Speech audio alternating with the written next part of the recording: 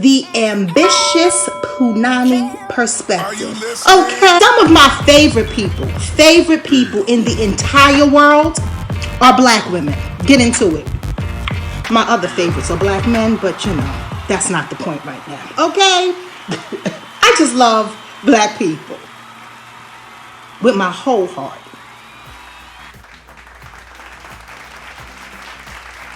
Hello, ladies and gentlemen. This is Naysay with the Punani Perspective.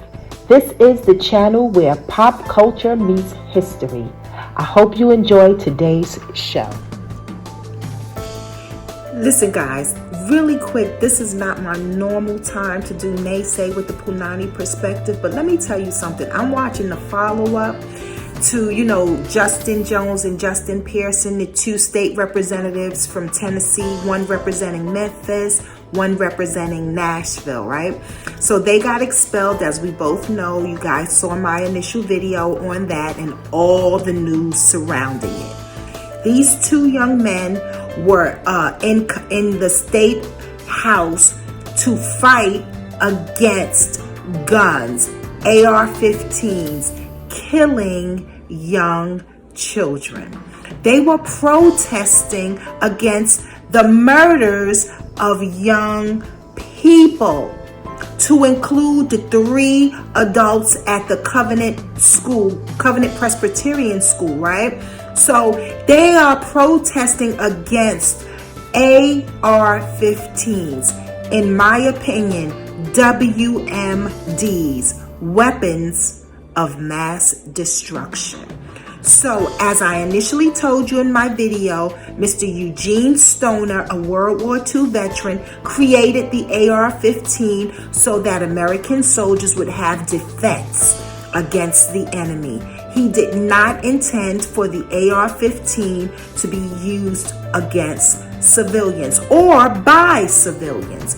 So when you look at representatives like Thomas Massey of Kentucky, and he's going up against Representative Jamal Bowman from New York. Massey is a Republican from Kentucky. Jamal Bowman is a Democrat from New York. And Mr. Jamal Bowman was just screaming. Yes, he was very animated because it's something to be animated about. People are dying. As Mr. Bowman said, rural, urban, and in suburban areas. American children are being killed in the suburbs, in rural community, in urban communities. Black, white, brown, indigenous, everyone, Asian, everyone. These young people, these old people, grandmothers, grandchildren, babies are being slaughtered to the point where they are unrecognizable, because an AR-15 is not good for hunting. It's not a shotgun. It's not a rifle. It is a WMD. Once those bullets hit the flesh, there is nothing left to recognize. 90% of the people, and they were unrecognizable.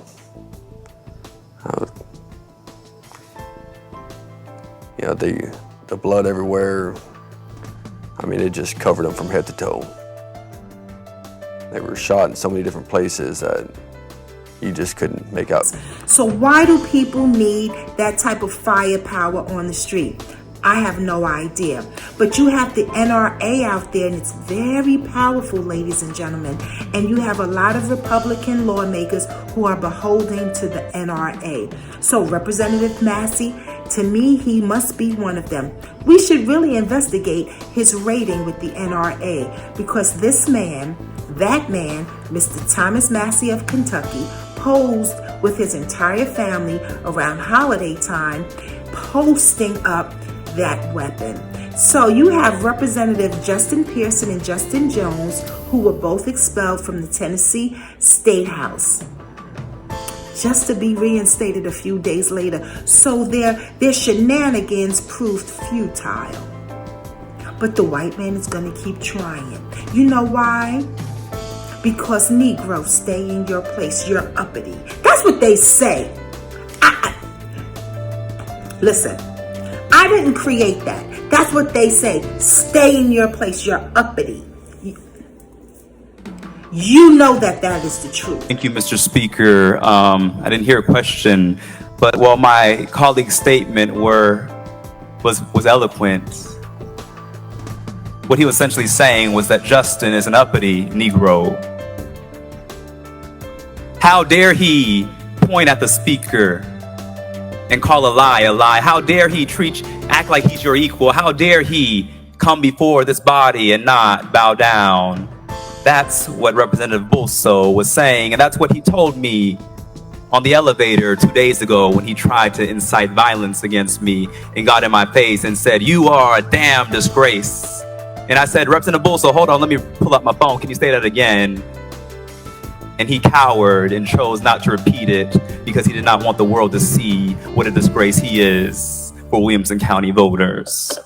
But now you have both of these young black men back in their position. So what did it prove? What it proved is when we want you, we'll get you. So this to me reminds me of those crosses burning on people's front lawns, or when they want to burn people in effigy. This is what this is reminding me of.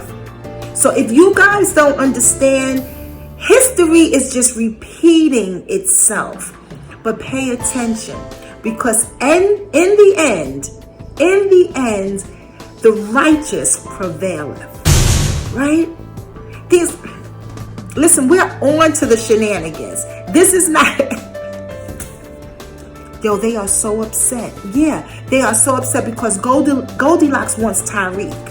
And please be advised, sometimes Quita wants Tarzan. Okay, get into it. Juan and Maria messing with Habib and Fatima. Habib and Fatima messing with Tarzan and Goldilocks. So everybody is doing one of these things, right? Everybody is melting together. But you know who is really going crazy? Tarzan is going crazy. He is. He's losing his control over his children and over his woman. He's losing his grip. Now, think about those 14 words. I don't know them verbatim. Look into the Naysay archives, but it's 14 words concerning the preservation of white children. 1488. I've explained it to you before. Check the Naysay archives, right? So these white men are afraid. Their numbers are dwindling. So when you look at things like, the abortion issue and how they want to get rid of abortion. They got the Supreme Court in the pocket. They have legislative houses all over the country in the pocket. They have federal judges getting rid of birth control medication and the after morning pill and the Plan B. I don't know what it's called, but you know what it's called, right? They got all of these federal judges in their pocket. You know why? Because the white man is afraid about his numbers. They're dwindling. And just like Francis Cress Welsing said, their gun is the way to annihilate black and others, because their manhood, the thing between their legs, cannot destroy it. This melanin be popping. They can't get rid of it, so they'll destroy it. Or, because we're making the babies, they'll imprison the babies that we make. Or they'll just do what they did to Tamir Rice. Or to Sandra Bland before she could bring forth life. Or Breonna Taylor before she could bring forth life. And the many others before they could bring forth black life. But you know what? We don't die, we multiply. That's what they're afraid of. Their numbers are dwindling, ladies and gentlemen. So this whole abortion thing, that's not for black and brown people. I hope y'all understanding what I'm understanding and seeing what I'm seeing and say what I say. Listen to me, ladies and gentlemen.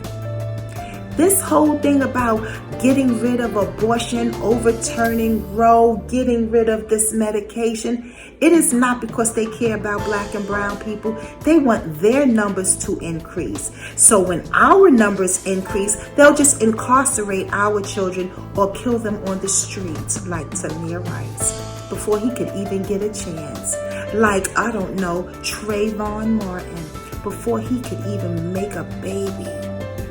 Or Sandra Bland, before she could have any of her own. That's what they're going to do to the others. But for white children, they'll say, okay, even if your Uncle Jim Bob rapes you, Goldilocks, we don't care. You're going to have this baby if you live in a certain state, because if you get an abortion, we'll imprison you.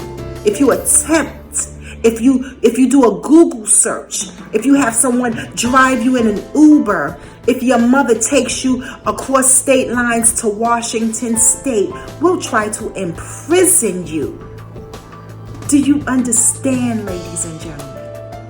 I hope you guys are paying attention. I love you so much. Mwah.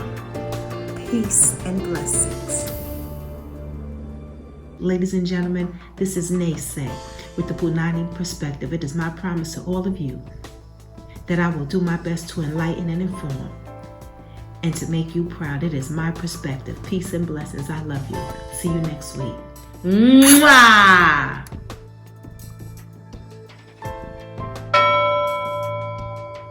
Okay?